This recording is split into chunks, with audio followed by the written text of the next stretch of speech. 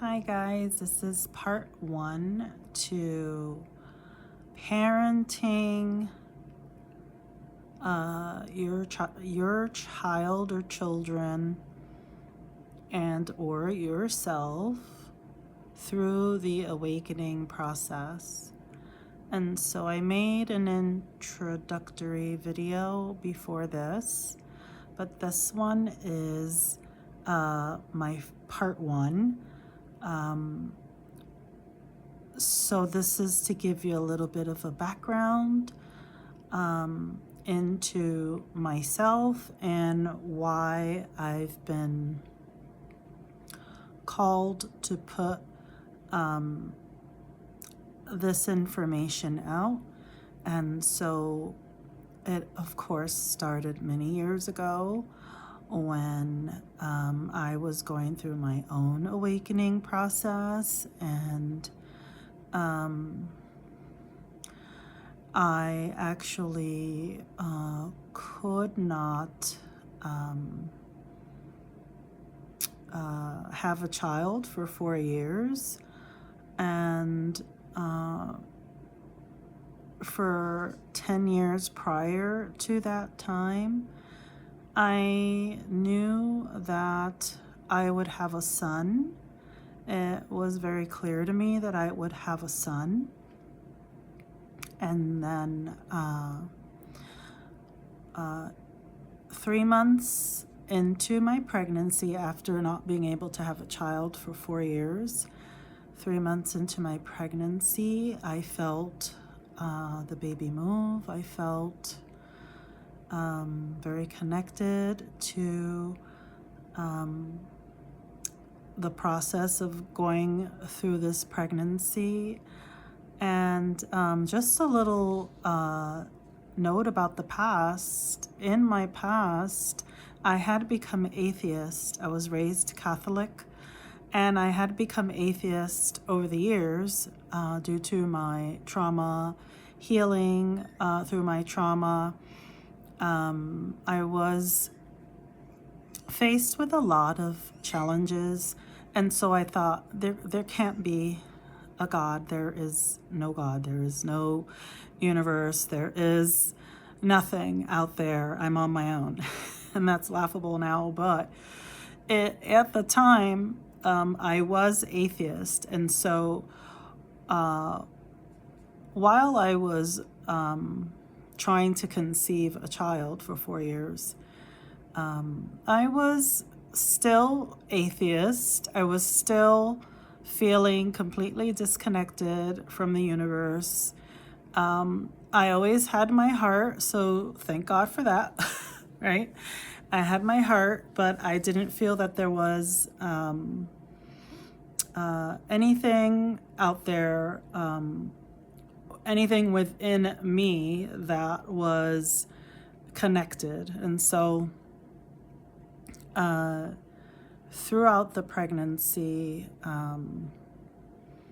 I became very connected to the child that was growing inside of me, and I had all of these plans. What I would do, I'm going to read to my child, even though my child is not born yet. It is probably the size of a bean. I decided I was going to read to my child, and so I had a fairy tales book, and I can't remember the exact name of the book, but it was full of fairy tales. And so I would read these stories to my growing child. And well, it wasn't a child yet, but the embryo. I was reading to the embryo, which was a great time. It was a beautiful time to connect. It was a creative time, and this was the universe at play here, but I just didn't know it at the time. And so this is a really beautiful time for pregnant women and even pregnant whatever you are, because there are many pregnancies out there. And it's a great time to bond with the universe. You're setting a strong base for the future, for this creation. And so I would strongly advise others to read as much as they can to their embryos, to their growing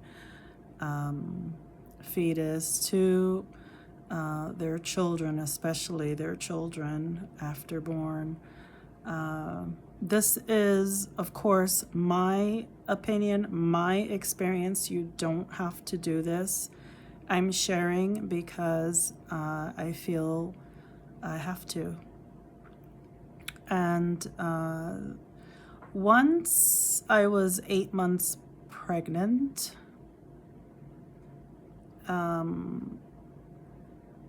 I had preeclampsia, and preeclampsia is can be dangerous when you're pregnant. And so I was admitted into a hospital for the last 3.5 weeks of pregnancy. And in that time, I spoke to the universe.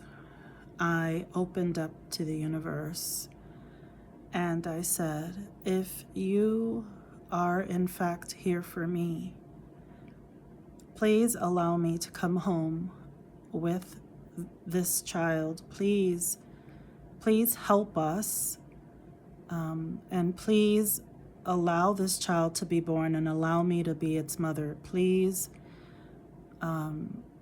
hear me. And so then I wrote this long letter to my child, my unborn child, because I didn't know if I was going to come home with my child. So I wrote this, I don't know how many pages, it might have been 12 pages, but I tried to touch upon everything my child would experience in life. And I wanted my child to know that I would always be in their life, whether I was here or not. And so as I, got done with the letter, I put it away. I told my son's father, give this to our child if something happens. And of course, he said he would, but he knew we would both come home. And we did. We both came home. And I continued reading. And the book that I read the most was Goodnight Moon, because it's an adorable story. And I forget who the author is. Goodnight Moon. It's not coming to me, but I think some of you might know this children's book. And I think I received that book from my therapist, actually. And my therapist is still my therapist all these years later, and my son is 20, going on 21 next month. And so, Goodnight Moon, I would recommend that book to anyone who is reading to their children or their fetus or their embryo. I would strongly recommend that book. It's a beautiful little story. Anyhow, so this was bonding time for us. It was creative time. It was connection time, connecting through our love, through the universe. And kind of setting the tone for what was to come. And so when my child was 2 years old, and by the way, I just want to share my child was born with female anatomy, and my child is living his life as a transgender male. And I'll tell you a little bit about that later on. But this is the basis of this little parenting, parenting chapters. And so he was 2 years old, and I noticed that he was using some words, but he was different. And because I had taken care of children prior to having my son, I was 34 when my son was born, and so he was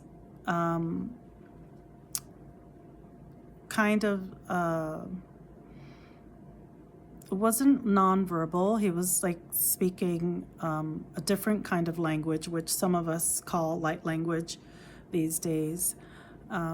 Anyhow, this concerned me because I didn't know what to expect. I thought maybe autism, and maybe some other things. I just wasn't sure yet. But when he was 3, I had him evaluated, and it was said that he had some challenges, but it wasn't really clear whether it was autism or not.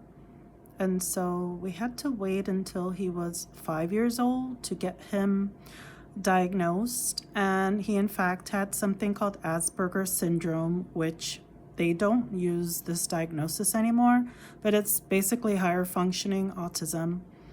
And he was also diagnosed with ADHD, which is attention deficit hyperactivity disorder. And